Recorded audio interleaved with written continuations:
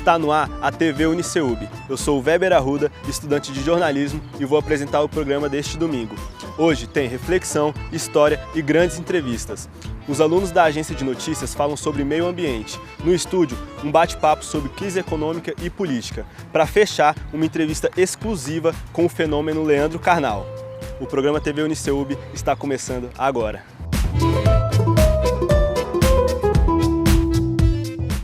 Ele é simplesmente o professor mais querido do Brasil.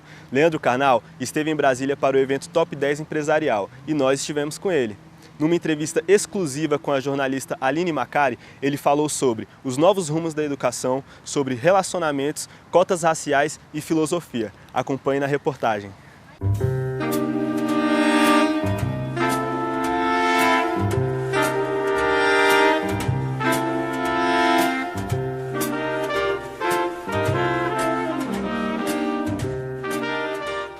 Professor Leandro Carnal, antes de mais nada, muito obrigada pela entrevista. Eu é que agradeço a oportunidade. Nós gostaríamos de falar um pouco sobre a questão da educação. Esses dias o senhor publicou nas suas redes sociais uma entrevista com Harari, que é autor de Homo Sapiens. Ele fala que não sabe o que ensinar aos jovens nesses tempos pós-modernos. Professor, o que ensinar e como ensinar, né, nesse tempo de revolução tecnológica? O historiador israelense Yuval Harari, tanto no livro Sapiens como no mais recente Homo Deus, estando em Portugal para um encontro, lançou essa frase dura e verdadeira. É a primeira vez na história que nós temos dúvidas sobre o que ensinar aos jovens. Porque tudo que eu possa ensinar a eles como tecnologia, tudo que eu possa ensinar a eles como valor, pode ser que daqui a 10 ou 20 anos ou 50 não tenha mais validade. A educação era, quando me formou, décadas de 60, 70 e 80 do século passado, uma educação que transmitia algo para a próxima geração, algo que era fixo. A educação mudou por completo. Tudo aquilo que nós aprendemos tecnicamente, provavelmente, não tem mais validade. Então, quais valores devem ser reforçados? Quais os valores que devem entrar nesse projeto? Nós estamos num momento de debate sobre a própria estrutura da educação. A escola está perdendo o carro do futuro. As áreas tecnológicas, as áreas outras, estão crescendo numa velocidade muito maior do que a sala de aula se transformou. Só para dar um exemplo, encerrando essa questão, há 100 anos, se alguém dormisse e acordasse hoje, não reconheceria a missa, porque a missa deixou de ser em latim, os padres se vestem diferentes, mas reconheceria uma sala de aula, porque ela ainda é a mesma. Um professor lá na frente, dando conteúdo. A sala de aula é a mesma há mais de 1000 anos. Então é isto que a sala de aula precisa ser transformada. O modelo de conhecimento baseado em provas, avaliações, identificações, transmissão de um saber passado, é um modelo que hoje tem dificuldade em se sustentar. Nós ainda não temos uma resposta clara, mas já sabemos o que não dá certo.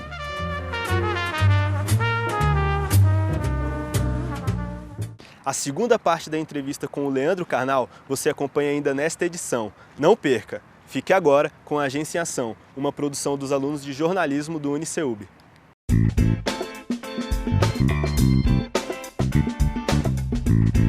Olá! Os destaques da nossa semana têm cheiro e barulho de natureza. Amanhã é Dia Mundial do Meio Ambiente e a gente preparou um conteúdo especial sobre o Cerrado. A gente vai entrar agora na nossa redação para poder conversar com o repórter Bruno Santa Rita. E aí, Bruno? E aí, Gi? Como é que você tá? Tô bem. Então, conta mais como foi sair da selva de concreto para poder falar sobre natureza.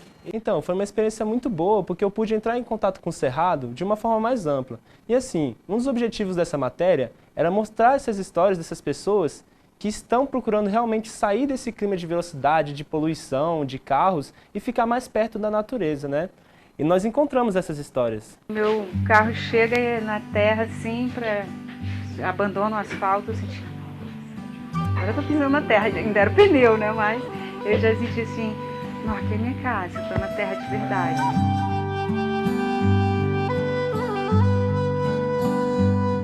Interessante é que isso tudo tá do nosso lado.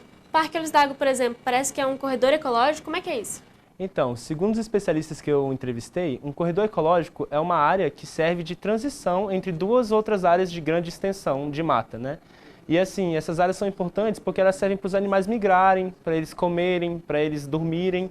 E além disso, serve de um conforto para as pessoas visitantes que podem ir a esses parques, né? Nós conversamos com alguns desses visitantes e eles nos contaram a importância de existir um espaço desse tão perto de casa.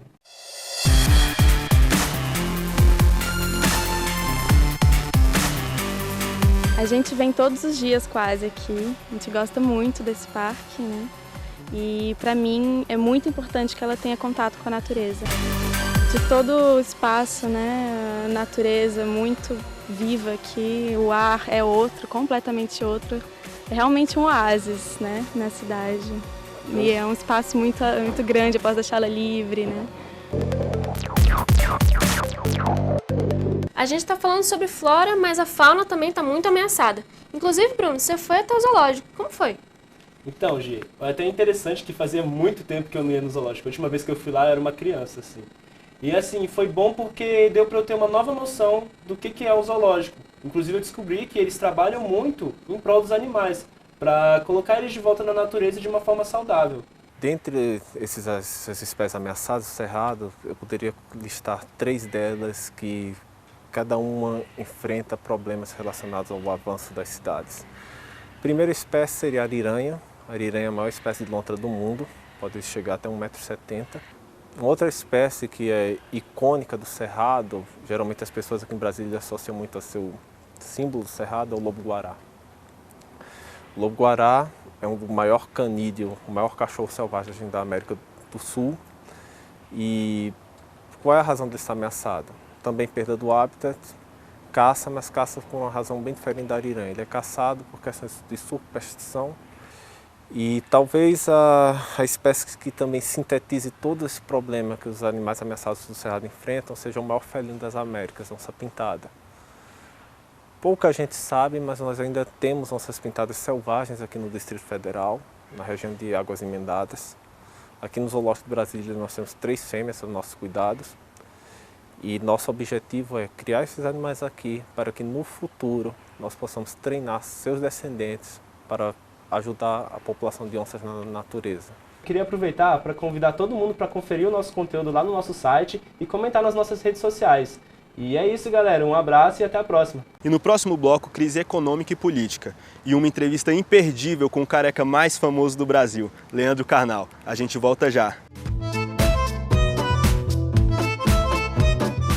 As diversas semanas acadêmicas do Uniceub foram reunidas em um único evento esta semana, chamado TEIAS. Esse grande encontro movimentou o campus com diversas atividades, mesas redondas, exposições e palestrantes, entre eles os jornalistas Ribamar Oliveira e Ricardo de Almeida. Na ocasião, o professor Henrique Moreira entrevistou os dois sobre a crise econômica e sua influência na crise política. Acompanhe.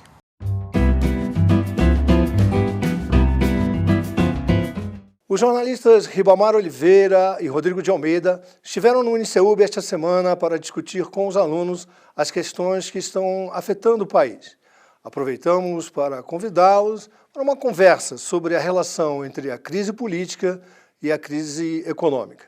Ribamar Oliveira é colunista do jornal Valor Econômico, aqui em Brasília, e Rodrigo de Almeida é articulista do site Poder 360. Senhores, muito obrigado pela presença, é um prazer e uma honra tê-los aqui conosco. Ribamar, vou fazer a primeira pergunta para você. A relação entre a crise política e a crise econômica é bastante evidente já a essa altura. Como é que a gente sai dessa armadilha? A crise política alimentando a crise econômica, que por sua vez piora as condições do país, enfim. Como é que se sai dessa armadilha? Pois é, essa que é a questão, né? Eu pessoalmente não vejo luz ainda no fim do túnel. Tem gente que não está vendo nem o túnel ainda. Porque o Banco Central, por exemplo, o Banco Central agora ele reduziu a taxa de juros em 1 ponto percentual, mas já sinalizou que a redução vai ser menor. Na próxima reunião do... E um dos motivos, e o principal motivo que ele alegou para essa maior cautela foi justamente a instabilidade política. Né, a imprevisibilidade do cenário imprevisível. E o que tá se vendo? Está se vendo o seguinte, até a denúncia do Joesley, a gravação que ele fez do presidente Temer, até aquele momento a economia vinha todos os indicadores econômicos estavam em franca recuperação. A partir daquilo ali a coisa travou. E a grande questão é o seguinte, até que ponto essa crise política vai impedir, por exemplo, a aprovação das reformas. As mudanças que são necessárias. As mudanças que são necessárias, a reforma trabalhista e a reforma previdenciária. Rodrigo, você foi secretário de imprensa da ex-presidente Dilma bem no finalzinho já do governo dela. Inclusive você escreveu um livro, né, falando sobre os bastidores do impeachment da presidente Dilma. O que você presenciou ali? Naquele momento já havia uma preocupação que essa crise poderia... Porque a economia ali já não estava bem também. Né? Sim. Alguém se preocupou ou alguém estava só estavam preocupados com a questão política, a sobrevivência política? Não, de maneira alguma. Inclusive, ia acrescentar o que o Ribamar falou, havia uma natureza dupla daquela crise. Né? Quer dizer, uma natureza econômica da crise política e uma natureza política da crise econômica. Eram duas coisas indissociáveis, algo inclusive defendido pelo então presidente Dilma, que dizia, nós não conseguimos sair da economia enquanto a crise política se mantiver. Quer dizer, essa instabilidade que vemos hoje, ou essa incerteza apontada pelo Banco Central, por exemplo, nós já vivíamos naquele tempo, entre 2015 e 2016. Algo, inclusive, pontuado em relatório do Fundo Monetário Internacional, que apontava como um dos fatores para a crise econômica, que se aprofundou bastante ao longo de 2015, o ano anterior, o ano que foi, ao seu final, deflagrada a abertura do processo de impeachment, mas o próprio FMI falava que um dos fatores do agravamento da crise econômica era justamente a instabilidade política. São duas coisas absolutamente indissociáveis e que vêm aprisionando o governo. Apesar de você ter identificado algumas melhoras nos indicadores econômicos até o áudio, até a gravação do empresário Joesley Batista, mas ao mesmo tempo você está com um desemprego na faixa dos 13%, 14%, é algo extraordinário, quer dizer, um impacto muito grande, apesar do controle inflacionário, mas é uma crise de fato muito grave que não há perspectiva num curto prazo de saída, enquanto essa instabilidade política se mantiver. Ribamar, na próxima semana vai ser iniciado o julgamento pelo TSE do pedido de impugnação da chapa Dilma Temer. O que a gente pode esperar? Que efeitos podem vir daí?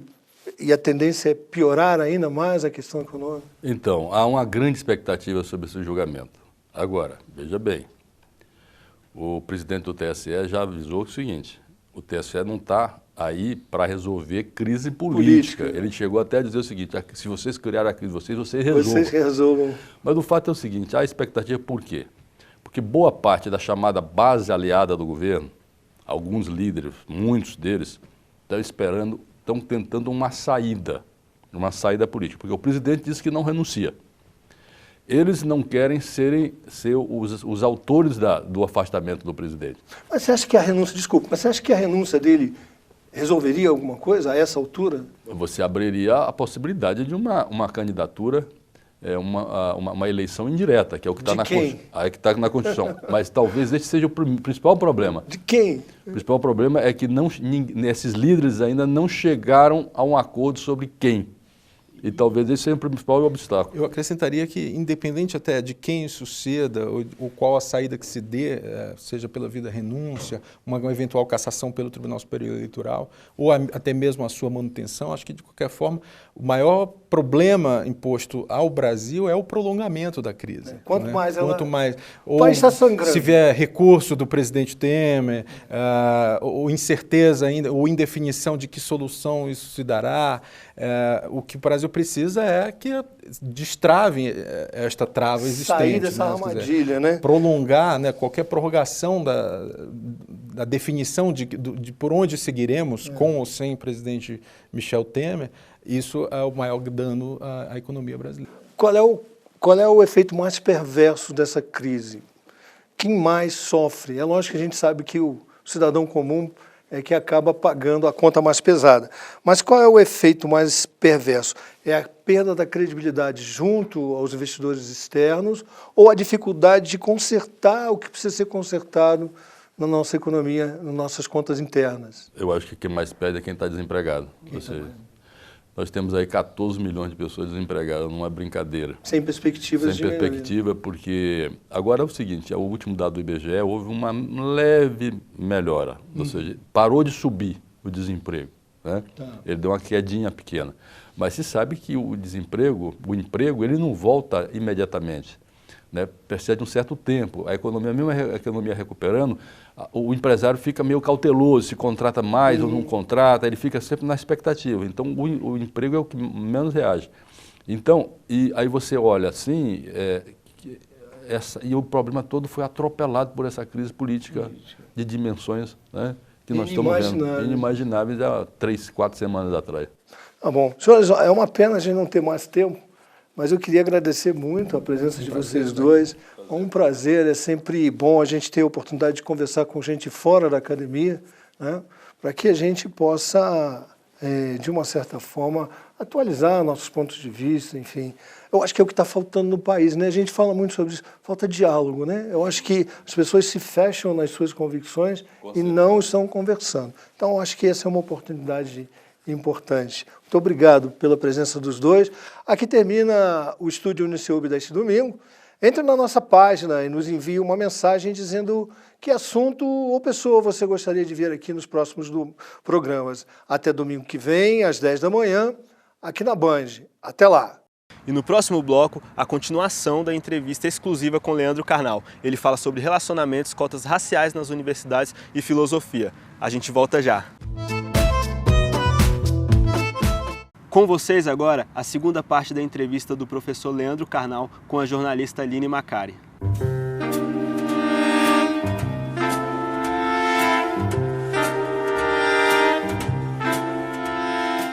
Professor, o senhor fala sobre temáticas muito variadas. Eu gostaria de conversar agora com o senhor sobre questões relacionais. O senhor fala muito sobre estarmos vivendo relações narcísicas. Estamos vivendo um momento muito narcisista, muito ensimesmados. Como é que, de fato, nós podemos nos relacionar com as pessoas com trocas reais de afeto entre pais e filhos, marido e mulher, aluno e professor, dentro de uma perspectiva em que nós nos relacionamos com as pessoas de uma forma espelhada? Há muito tempo, ou pelo menos há mais de 100 anos, o indivíduo aceitava uma estrutura e aceitava um mundo que lhe era dado. Inclusive, até o século XIX, aceitava um casamento arranjado, uma profissão herdada do pai, uma função que não era sua originalmente, ou seja, a vontade do indivíduo era irrelevante. A grande questão que surge no 19 para o 20 e hoje é vitoriosa é a crença que a escolha do indivíduo produz felicidade. Ou seja, se eu quero uma carreira exótica, mais exótica possível, de uma função totalmente sem pé nem cabeça, basta usar argumento, mas é o que eu quero. E aquilo que eu quero determina a realidade. Então, através das tecnologias que permitem que eu bloqueie alguém que me irrita, que eu ignore alguém, que eu possa discutir sem sofrer as consequências, eu cada vez preciso negociar menos para esse espaço narcísico. Some a isso o fato de que muitos pais hoje têm dificuldades em estabelecer limites, porque esses limites implicam certo afastamento do filho e a nossa educação tem muito mais culpa hoje do que ela tinha há 50 anos. Tudo isso está produzindo um ser voltado a si. Se você observar numa brinquedoteca de um restaurante, aquelas áreas que alguns restaurantes têm para crianças, você vai ver que todas as crianças ali deixadas, enquanto os pais tomam sua refeição, estão brincando sozinhas. Nenhuma brinca com os outros. Cada uma se volta para o seu próprio brinquedo, porque nós estamos perdendo essa sociabilidade ao invés do rosto humano, emojis e emoticons. Nós estamos perdendo essa sociabilidade. Todas as gerações, sem exceção, disseram o mesmo. No meu tempo era bom, hoje há uma decadência. Eu não acho que isso seja uma decadência. É uma característica do mundo contemporâneo. Uma diminuição da sociabilidade e uma emersão da individualidade narcísica. Ou seja, nós estamos perdendo o contato com os outros e isso provavelmente vai ter efeitos cada vez maiores sobre o casamento, sobre a vontade de ter filhos, sobre a ideia de sacrifício ou sobre a contrariedade do mundo, já que o mundo não concorda conosco quase sempre. O problema não é você ser narcísico, o problema é você ter que conviver com outros narcisistas. Se fosse apenas você narcísico, não seria um problema. Mas o mundo está formado hoje de narcisistas. Isso será um grave problema. E como é que a gente desata esse nó?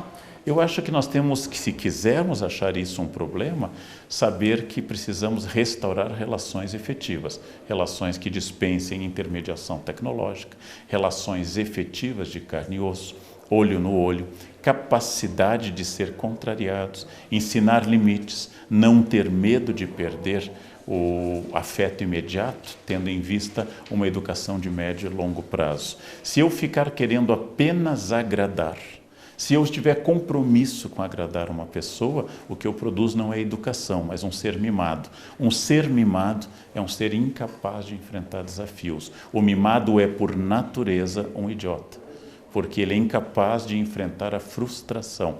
Por isso que o mimo é um exercício de desamor. Os pais devem cuidar muito dos filhos, tudo que diga respeito a vacinas, alimentação, cuidado com desafios e assim por diante. Devem transmitir conhecimentos seguros e muito afeto, mas devem saber que os filhos têm que cair e que só o trauma produz maturidade.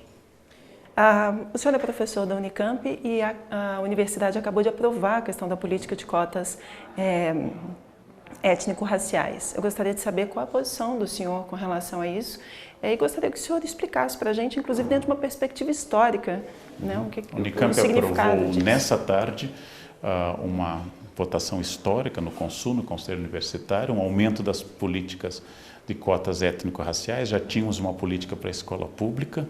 Esta questão foi muito debatida e as pessoas que devem decidir, o Conselho Universitário, decidiram. Então já não importa mais a sua opinião ou a minha, ou a do público, porque já está acontecendo. Mas como nós estamos numa era que dar a minha opinião é fundamental, as pessoas dizem, eu sou contra. Bom, seja ou seja a favor, quem decide já tomou essa decisão. E a decisão é para abrir mais a universidade pública, tanto a escola pública quanto as questões de identidade étnico-racial. Eu sou historiador, eu sou um estudioso da exclusão histórica de descendentes de indígenas e de negros. Eu sou uma pessoa que trabalha com o fato de que a abolição da escravidão representou o fim de um processo bárbaro, no sentido de, sem sentido racional, de desumanização, mas não integrou a população negra à sociedade.